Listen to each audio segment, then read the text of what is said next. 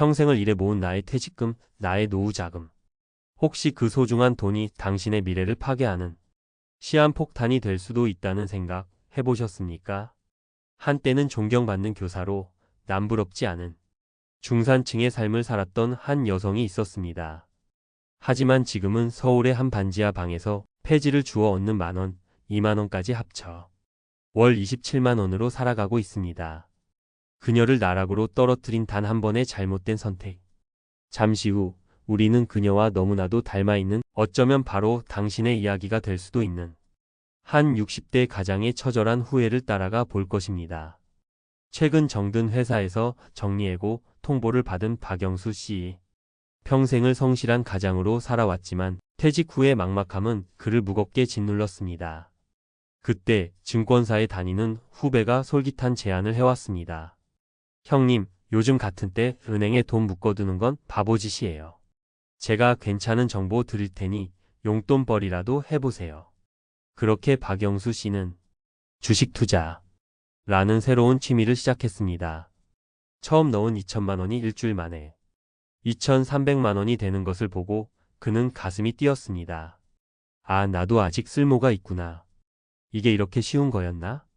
자신감을 얻은 그는 투자금을 1억 원으로 늘렸습니다.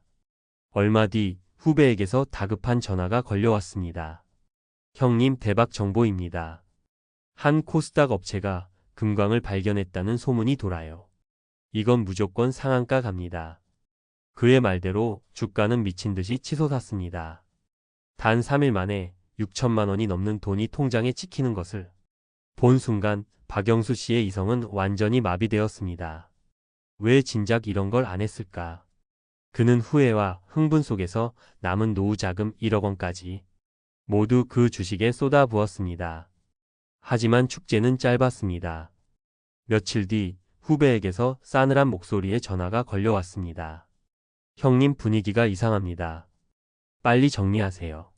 그 말이 끝나기 무섭게 화면의 빨간 불기둥은 시퍼런 폭포수로 변해 있었습니다. 끝없는 하한가. 결국 그는 피땀 흘려 모은 원금 2억 원을 모두 잃고 오히려 7천만 원의 빚까지 떠안게 되었습니다. 그는 망연자실한 표정으로 중얼거렸습니다. 아무것도 모를 땐 하루에 1억 가까이 벌었는데 왜 내 돈이 전부 사라졌는지 나는 도저히 알 수가 없습니다. 하지만 박영수 씨의 악몽은 여기서 끝나지 않았습니다. 절망은 사기꾼들을 불러 모으는 가장 좋은 미끼이기 때문입니다. 투자 실패로 괴로워하던 그에게 한 SNS 메시지가 도착했습니다. 유명 방송 진행자의 얼굴을 내건 주식 정보 공유 채팅방이었습니다. 그 방에는 수십 명의 사람들이 매일같이 엄청난 수익률을 인증하는 사진과 감사 인사를 올리고 있었습니다. 조작된 성공 신화에 눈이 먼 박영수 씨는 이곳이야말로 자신의 손실을 만회해 줄 마지막 동아줄이라고 굳게 믿었습니다. 그는 사기 조직이 시키는 대로 은행 대출과 지인들에게 빌린 돈까지 총 2억 5천만 원을 그들의 계좌로 입금했습니다. 결과는 처참했습니다. 손실은 눈덩이처럼 불어났고 그가 투자금 회수를 요구하자 사기 조직은 오히려 수수료를 더 내야 원금을 돌려줄 수 있다 는 황당한 요구를 해왔습니다. 한 언론 보도에 따르면 최근 1년 6개월간 이런 주식 리딩방 사기로 인한 피해액은 무려 7천억 원이 넘는다고 합니다. 박영수 씨는 투자 실패라는 1차 피해에 이어 절박함을 노린 사기 범죄라는 2차 가해까지 당하며 완전히 무너져 내렸습니다. 자, 지금까지 우리는 박영수 씨의 비극적인 사례를 지켜봤습니다. 나는 저렇게 무모하지 않아라고 생각하실 수도 있습니다. 하지만 우리가 이런 함정에 빠지는 데에는 생각보다 훨씬 더 교묘한 심리적, 사회적 이유가 있습니다. 지금부터가 정말 중요합니다. 첫 번째 이유는 전문가들이 말하는 군집행동이라는 함정입니다.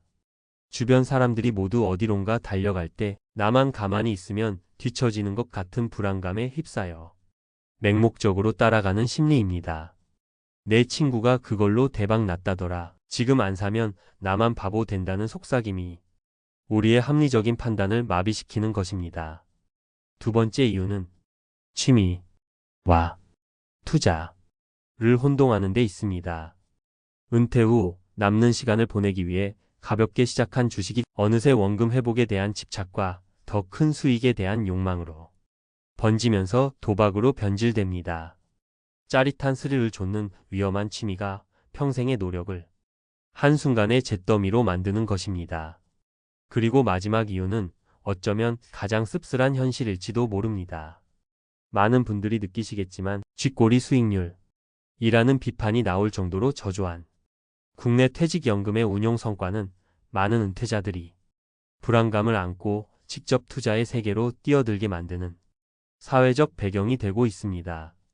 안전하게 맡겨둔 내 노후 자금이 물가 상승률도 따라가지 못한다는 현실이 우리를 위험한 선택으로 내모는 것입니다.